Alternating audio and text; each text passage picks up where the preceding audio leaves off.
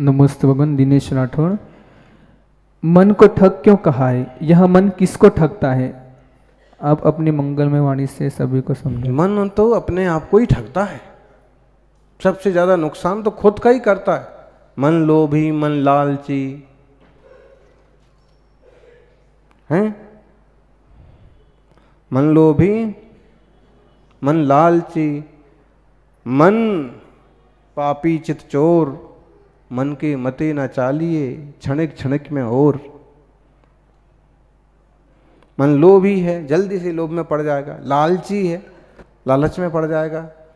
हैं, आपका शक्कर का त्याग है लेकिन बढ़िया रसगुल्ले दिखते हैं तो एक बार तो आता है यार। बहुत कठिन है इंद्रिय विजय भी। हाँ, मन लोभी, मन लालची, मन चंचल चित चोर। चंचल भी है, स्थिर नहीं रह पाता है, बदल जाता है तुरंत। चित चोर, किधर भटक जाए। मन के मते ना चालिए क्षणिक क्षणिक में। अब इसमें आ गए ठग। मन लोभी, मन लालची, मन चंचल चित चोर।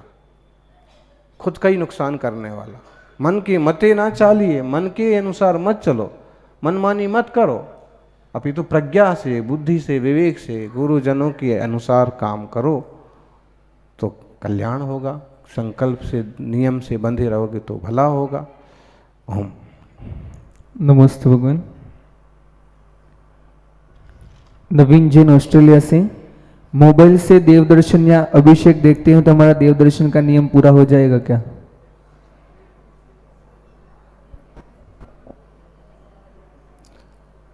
मोबाइल में जिन दर्शन करने से कैसे दर्शन पूरा हो जाएगा? बिल्कुल अनुपलब्ध हैं भगवान। बिल्कुल अब कठिन से कठिन है कि अब दर्शन हो ही नहीं सकता है 4 दिन तक, 5 दिन तक, 8 दिन तक। तो फिर उस कैसे भी काम चलाओ कि ना मामा से काना मामा अच्छा। भले काम चलाओ लेकिन दर्शन तो दर्शन होना चाहिए। मिथ्या धारणाएं तो हमारी बहुत पहले टूट गई थी। एक समय होता है कई लोगों की मिथ्या धारणाएं बरसों नहीं टूट पाती, बूढ़े हो जाते हैं फिर भी करते रहते हैं। लेकिन जैसे ही कक्षा 6 के बाद योग बना सागर विद्यालय में अध्ययन करने का, पहली बार में रत्नकर्ण श्रावकाचार्य का और बाकी क्लास की किताबें थी, 7वीं की सारी किताबें थी, व्याकरण भी था, जैन दर्शन भी था। तो श्रावकाचार्य पढ़ते ही, तो जब हम 5वीं कक्षा से संबंधित परीक्षा के लिए, तो हमारे दोस्त लोग गए, एक एकदम अपन हनुमान जी की मूर्ति का हो, जो भी कहो, एक आध बार ही शायद नारियल फोड़ते थे तो फोड़ा होगा। फिर जब रत्नकर्ण श्रावकाचार्य का स्वाध्याय हो गया उसके बाद तो बिल्कुल दिमाग की बत्तियां उस भय में खुल गईं कि सच्चा देव शास्त्र गुरु क्या होता है। तो कभी अगर ऐसी जगह बैठे भी दिख जाएं तो इसका आशय ये नहीं है। यूं तो समंत्रभद्र जी को भी जगह जगह जाना पड़ा था। ओम। नमस्ते भगवान। कला देवी डागरिया दरियावत से। मुझे उपवास करने की बहुत भावना है लेकिन सिर दर्द की वजह से होते नहीं है, तो कौन से कर्म का उदय? ये कर्म का उदय सबको होता है, करना पड़ता है, करना है तो करो।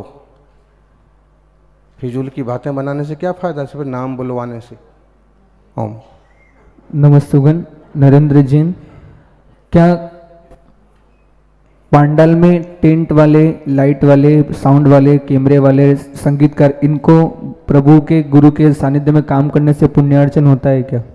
उनकी भावनाओं पर निर्भर करता है।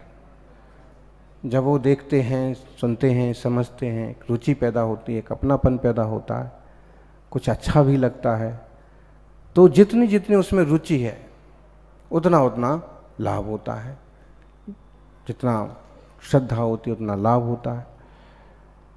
परसेंटेज है तो परीक्षा में इतने लोग बैठे हैं, कोई पूरी भक्ति, शक्ति, श्रद्धा, अभ्यास के बाद पेपर दे रहा है और कोई सबके साथ में उपस्थित है, तो वो जितने न उसमें लिख देगा, जितने टिक कर लेगा, नाम भर देगा, कुछ ना कुछ उसमें उसको कुछ ना कुछ तो मिल ही जाएगा। देखो ऐसे कहते हैं कि सागर किनारे बैठा करो सागर किनारे बैठा करो, कोई ना कोई लहर तो आएगी। सागर किनारे बैठा करो, कोई ना कोई तो लहर आएगी। भले तुम्हें हीरे मोती ना मिले, लेकिन सूरत तो धुल जाएगी। कुछ तो फायदा होगा, होता है। हाँ, और किसी का प्रश्न हो तो शीघ्रता से खड़े होते हैं। नमोस्तु आचार्य श्री। आचार्य श्री, जैसे अपन अपने क्रम को भोगते हुए समय विचलित हो जाते हैं, तो उनको शांत परिणामों से कैसे भोगा जाए? शांत परिणामों से भोगा जाए। कैसे? विचलन तो आता है बता। अब विचलन हो जाएगी तो फिर और नया आश्रय बंद होगा। अगर शांति बनाए रखोगे कि भाई ऐसा किया था, उदय में आ रहा है, तो शांत परिणाम रखोगे तो उसकी निर्जरा हो जाएगी। और विचलित होगे, विचलित ना हो उसका क्या तरीका है? तो उसका धैर्य, साहस, तत्वचिंतन, यही तरीका है। नमोस्तु भगवान, नमोस्तु भगवान।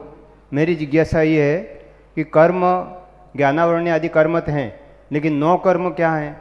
ये नो कर्म नहीं, नो कर्म।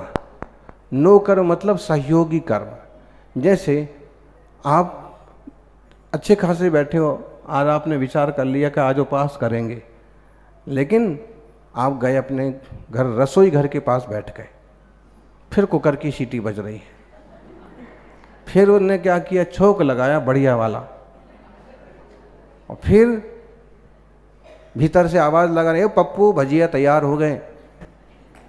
अब पापा परेशान हुए जा रहे हैं, मेरा तो उपास है। लेकिन उन्होंने देखा कि घर में तो किसी को पता नहीं है कि मेरा उपास है, क्या होगा? तो धीरे धीरे वो भी भजियों के पास। नो कर्म का मतलब है सहयोगी कर्म। हास्य कर्म के लिए सहयोगी क्या है? वितूषक वगैरह, चुटकुला वगैरह, कि ऐसा कोई निमित्त बना आप हंस पड़ेंगे। रोने का नो कर्म क्या है? कोई तकलीफ, कोई बिछड़ गया, महाराज निकल गए चौकी में से, तो ऐसे ये सब नो कर्म। नो कर्म मतलब सहयोगी कर्म। अच्छा, इसके अलावा 8 कर्म जो हैं सो अपनी जगह हैं, लेकिन नो कर्म ये शरीर है। इस शरीर आश्रव बंध में नो कर्म है। नो कर्म 3 जो शरीर हैं, 6 पर्याप्तियां हैं, ये नो कर्म हैं। नमस्ते। नमोस्तु आचार्य जी।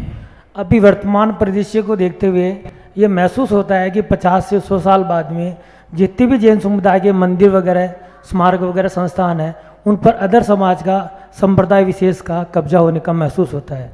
तो जैन समाज को अभी से क्या प्रयत्न करना चाहिए आचार्य श्री जी कि अपनी संपत्ति अपनी रक्षा हो सके?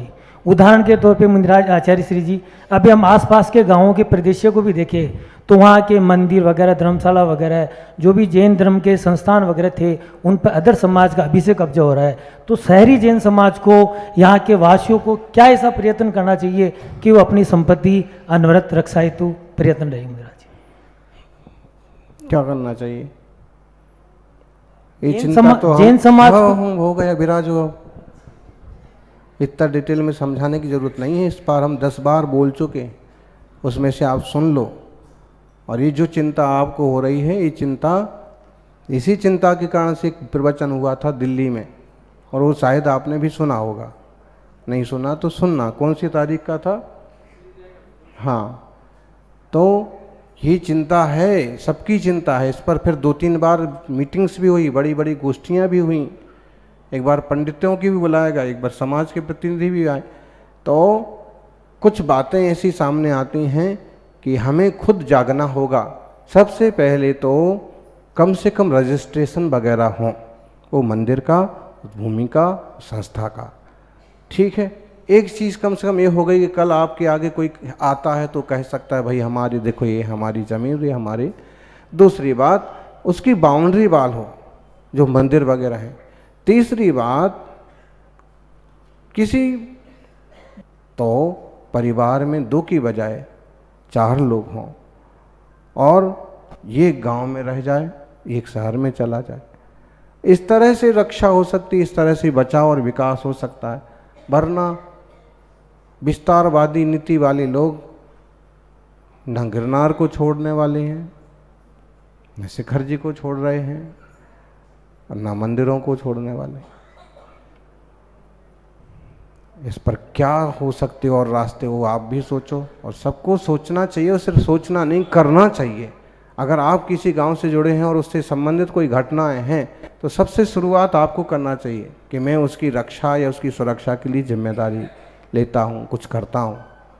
और जो लोग सक्षम हो गए हैं उनको तो जरूर ही अपने गांव आसपास के तीर्थों की सार संभाल के लिए खड़े होना चाहिए।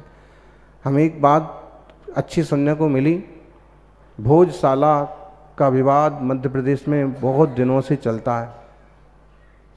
अभी एक श्रावक ने उस पर अपना भी वाद दायर किया कि भोजशाला तो मानतुंग स्वामी को बंदी बनाया गया था, यहाँ भक्तामर की रचना हुई थी, यहाँ मूर्तियाँ निकली हैं, जैन मूर्तियाँ निकली हैं, अभी भी वहाँ कई चिन्ह हैं, तो ये हमारी है। तो चलो ऐसे एक आध आदमी, एक एक दो दो आदमी निकलें और वो अपनी दखल दें, अपनी रक्षा करें, तो ये श्रमण संस्कृति बनी रहेगी, बढ़ती रहेगी। ओम नमोस्तु आचार्य श्री। आचार्य श्री, जो भगवान का केवल ज्ञान होता है उसमें ऐसा कहते हैं कि उनको कि हर जीव की सारी पर्याय दिखती है। तो महाराज जी, हम ऐसा ये समझ सकते हैं कि जो भी हमारे जीवन है वो पहले से ही नियत है। तो फिर महाराज जी, यदि ऐसा है तो फिर हमारे कर्म का क्या महत्व हो गया, अगर सब कुछ फिक्स है कि क्या होने वाला है? तो सर्वज्ञत्व की श्रद्धा करो कि सर्वज्ञ ज्ञान में सब कुछ झलकता है। इसके बाद हम जो पुरुषार्थ करते हैं और उपलब्धियां हासिल होती हैं तो भी हमें शांति रहती है, और नुकसान होता है तो भी हमें सहजता रहती है कि होनहार ऐसी है। मतलब यह है कि जब आप इस जीवन में हो तो कुछ ना कुछ तो आपको करना पड़ेगा, तो आप जो कुछ भी करें अच्छा ही करें, बाकी फिर जो होना है सो होना है। क्यों? ये सर्वज्ञ भगवान के ज्ञान का क्या विषय है वो हमें आपको पता नहीं है। इसलिए हम ऐसे कहते हैं कि जो जो देखी बीत रागने सो सो होसी बीरा रे, अनहोनी होसी नहीं कबहू काहे होत अधीरा रे। ये बात ठीक है, हम इस पर श्रद्धा करें, लेकिन इसको हम इस ढंग से भी समझें, क्या क्या देखी बीत रागने तू क्या जाने बीरा रे, बीत राग की वाणी द्वारा दूर करो भव पीरा रे। बीत राग ने, भगवान ने जो कुछ कहा है तुम उसके हिसाब से चलो, धैर्य रखो। ओम नमस्ते महाराज जी। नमस्ते महाराज जी। नमस्ते। मैं थोड़ा सा अज्ञानता से ये जानना चाहता हूँ कि जैसे हम आपको देख करके या आप शास्त्र पढ़ करके बताते हैं कि जैन धर्म ऐसा है, जब यह सृष्टि बनी थी, मेरा उस समय का प्रश्न है कि पहले जीव को कैसे पता चला कि जैन मुनि कैसे होते हैं और उनकी क्रियाएं कैसे होती है? पहले एक बात समझ लें कि सृष्टि कब बनी, किसने बनाई, ये सब प्रत्येक वस्तु, प्रत्येक पदार्थ, आज साइंस भी स्वीकार करता है कि सिर्फ उत्पाद और व्यय होता है, वस्तु है, सिर्फ उत्पाद और व्यय होता है, चीज का निर्माण होता है और नष्ट होती है, लेकिन उसका ध्रुव पदार्थ, एक तत्व तो हमेशा बना रहता है। तो ये मान्यता जैन धर्म की है। आज इसे विज्ञान भी बहुत अच्छी तरह से स्वीकार कर रहा है। मैथ्स के और साइंस के रूल्स में इसे शामिल किया गया कि तो ये समझ लीजिए कि कब बनी, किसने बनाई, कब शुरू हुई, इसका कोई अता पता नहीं है। इसे कहते हैं अनादिकाल से है, अनंत काल तक रहेगा। इसलिए तीर्थंकर भी अनंत हो गए हैं, सिद्ध भी अनंत हो गए हैं।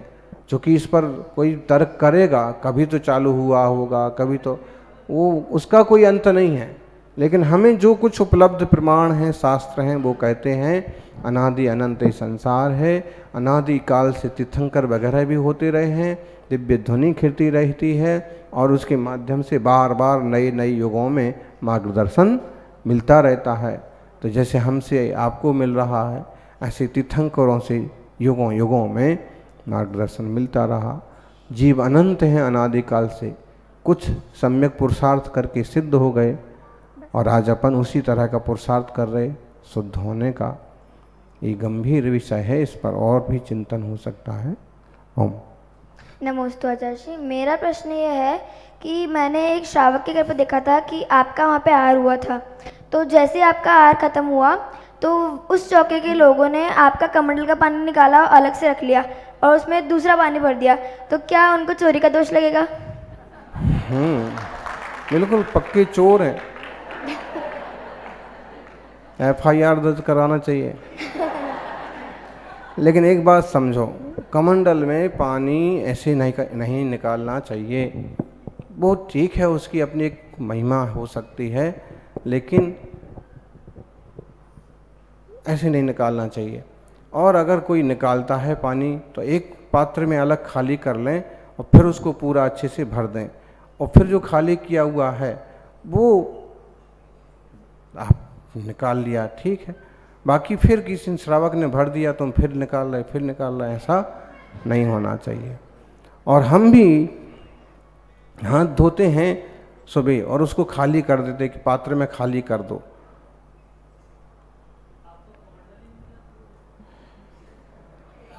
तो ऐसी कोई प्रवृत्ति नहीं करना चाहिए कि एक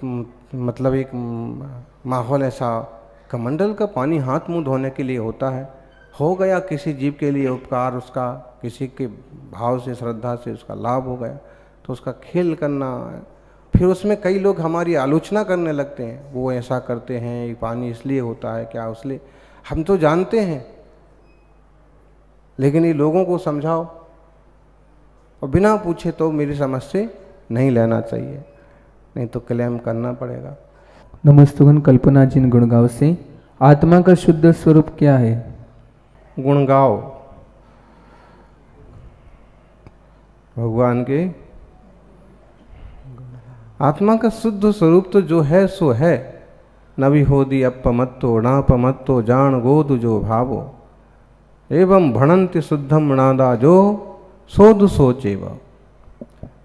और हम इसको आत्मा स्वरूप की तरफ से ऐसे भी कह सकते हैं, क्षमयसार की 49वीं गाथा, अरस मरूप मगंधम अब्बत्तम चेणा गुणमसद्दम जान मलिंग गहणम जीवम निर्दिष्ठ संठानम।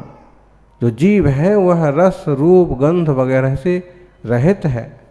पुद्गल का जो स्वभाव है वह पुद्गल का है, जीव का स्वभाव तो शुद्ध ज्ञान दर्शन आनंदमय है, अव्यक्त है, अशब्द है। ऐसे अनुभव के योग्य जो है वह शुद्ध जीव है, शुद्ध स्वरूप है, शुद्ध स्वभाव है। इसके लिए थोड़ा समय सार जी का अभ्यास करें और कर्म नो कर्म से भिन्न, देह पुद्गल आदि से भिन्न अपने ज्ञान घन चैतन्य स्वरूप को पहचानने का पुरुषार्थ करें। विषय कषाय से भिन्न ज्ञायक स्वभाव को पकड़ने की कोशिश करें। ओम।